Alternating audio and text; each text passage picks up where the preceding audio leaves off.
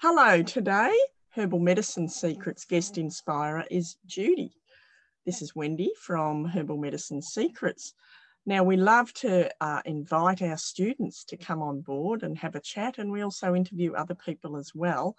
And Judy has recently started the Herbal Medicine Secrets Foundation course.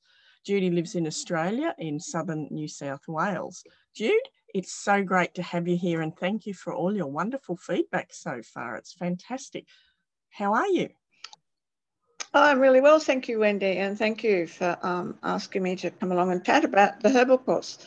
Really looking forward to what we can, chat about. Fantastic. So, Jude, what is it that motivated you to choose the foundation course? Because I know you have a general interest in natural health, but something moved you, up to the next level. What happened for that to come about? Well, it's been an interesting transition because I have always been interested in ornamental garden with a passion, but I think what really made me move over to doing the herbs is that I realised just how beneficial they can be for my health.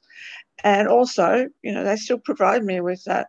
They still can be ornamental and still be an interesting thing to do. But mostly it was because I could see the health benefits there.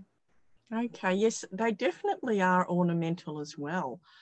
Like I was just thinking the other day when I was somewhere where the hawthorn trees are just absolutely dripping with berries. They look absolutely beautiful at this time of year at the beginning of winter.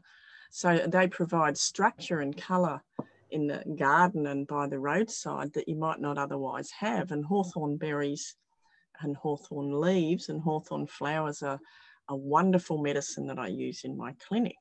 What have you found to be a really lovely ornamental medicinal plant in your garden?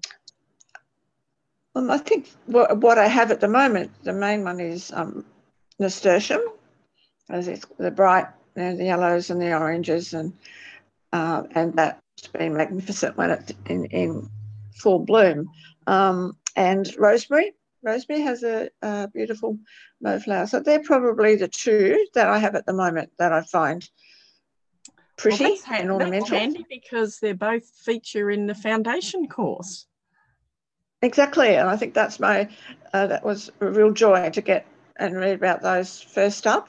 And I've learn't the different things that you can do, like make like tinctures and teas and creams, and of both rosemary and nasturtium and comfrey. So that's as far as I've got so far. But what I'm doing is going through it all quite slowly so that I really practice what I'm learning. Right. Okay. So with what is the next module you're going to do? Which herb are you going to listen to next? The next one, the proper name I haven't got in my tip of my tongue at the moment, but it was sticky weed because it stuck in my mind because last year I had like acres of it and pulled it all out because I thought it was a curse. Then I go and read about how beneficial sticky weed is. So that I'm looking for. Hopefully this year it'll do the same. Just come up naturally just through the garden. It is. It's a wonderful medicine. It's one of the plant medicines that if I was teaching herbal medicine components for the permaculture or other courses, so many of the students would come up to me afterwards and say, that's completely altered my view about weeds, just to know that prolific plant is so beneficial. And if we do nothing else, just to alter people's view about the value of plants is, I think, really important. So, Jude, where you live, what's the climate like there? We have hot summers, cold winters, and fairly reasonably dry. So I suppose a temperate climate. But frosts can be a problem, as can like 40, 45 degree heat. So a little bit of extremes. Okay, and I think you mentioned you had a bit of trouble getting your comfrey up and going in the past. What have you done to resolve that? I did. I actually have got a friend who's growing some and she's going to give me some to get started.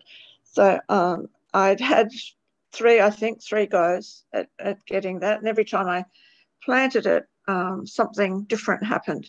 So I just need to get some of the root from her, and it was interesting to watch in the course of how to propagate that and to get it going in my garden. So that's my project for the next few weeks. Fantastic. So it's really good to put that in a place in the garden where it's not going to take over, because they can grow quite big. They're absolutely beautiful plants when it comes to the garden architecture and structure with their huge leaves. And they're so prolific that they can just get bigger and bigger and just keep on growing. So it's good to put them in a spot where you might have a bit of a barrier to stop them going into the rest of the garden. All right. Okay, great. And so would, like, in a container, would it, like, it would have to be a big container, wouldn't it? You can put them in a container, but I like to have comfrey in the actual ground because they pull up a lot of nitrogen.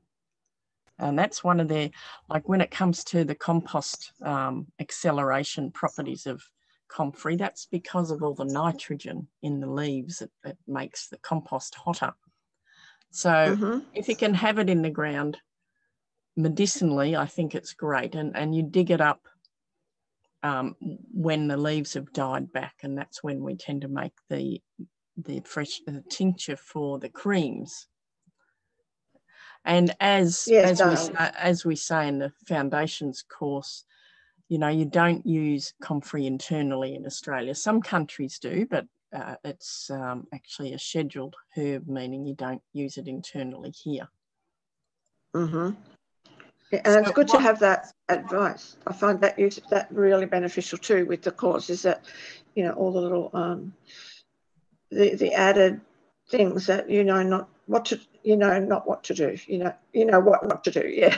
Exactly. Yeah. And that's why Christopher with all his years of horticulture and me with all the years of herbalism, that's why we've combined, so that it's no good just telling people what to grow.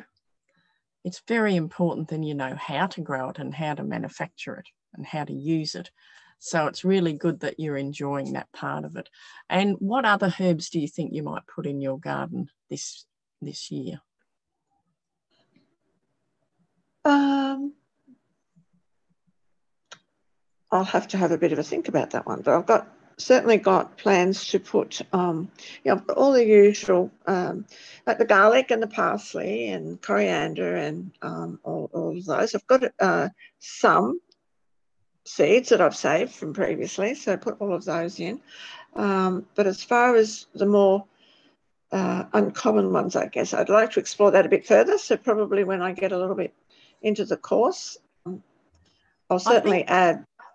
Okay, I think you'd really enjoy having some of one of the other happy plants, the Calendula officinalis, that we talk about in the Foundations course, because in that one we show you how to make a beautiful infused oil to make yourself some lovely healing hand cream and skin cream. Okay, yes, and that's very ornamental as well, isn't it? Oh, absolutely. Always beautiful. Yeah. So you need to have enough of each plant. So just, one or two isn't probably enough. It's good to group them. It's good to, have a good group of them. Have, maybe half a dozen plants of calendula and maybe at least 6 of nasturtium. By the time they grow and you cut them back by a third, the nasturtium, they'll keep growing again. And the calendula, you're only using the flowers. Okay. Yeah. So I was wondering that when I was thinking about the nasturtium growing, is just how much, and I guess each plant is different, but to how much you need to grow to make harvest an amount that would be useful. Yes, well, you'll need at least 6 seedlings in a healthy living space, not too much shade, and they love to trail over places, over rockeries and so on. And when it comes to early spring and early to late spring, they'll really get abundant, and then they sort of die back. They don't actually die back, but they get a bit exhausted in a hot summer. So your time for making, if you're going to make a fresh plant tincture, for example, would be probably late spring when they're really abundant and they just about jump out of the ground. They're so excited to be alive. Yeah. So you'll need more than just a few seedlings. I'd put quite a few in one patch. Maybe a whole garden bed. Do a garden bed of them if you want to make some medicine. And when you cut it back by a third to make the medicine, it'll grow again. It'll continue to grow. Okay. And I guess that's trial and error a little bit, isn't it? Yeah. You know how much you're going. Yeah, you'll find, you'll need more than just a few little plants. You'll need at least half a dozen in a good nourished garden bed. They do grow. They're very hardy. The seeds will drop, and then next spring, you'll find they'll come up again. Where you live. I have found that with. Yeah. Yes, I've found that with my nasturtium. That's at the moment they're all coming up from self-seeding. Yes, that's wonderful, isn't it? And in winter, because it's cold there, they'll die down in winter. So they haven't disappeared. The seeds are still there. Well, Judy, thank you so much for talking with us today. It's very inspiring hearing how you're going. Keep us all posted. And let us know any questions that you've got. Just send us a message or send it on the website or an email, whatever you like. Okay? Okay, I will. And just mention that I think too, the course offers that interaction with other people, which is very helpful too.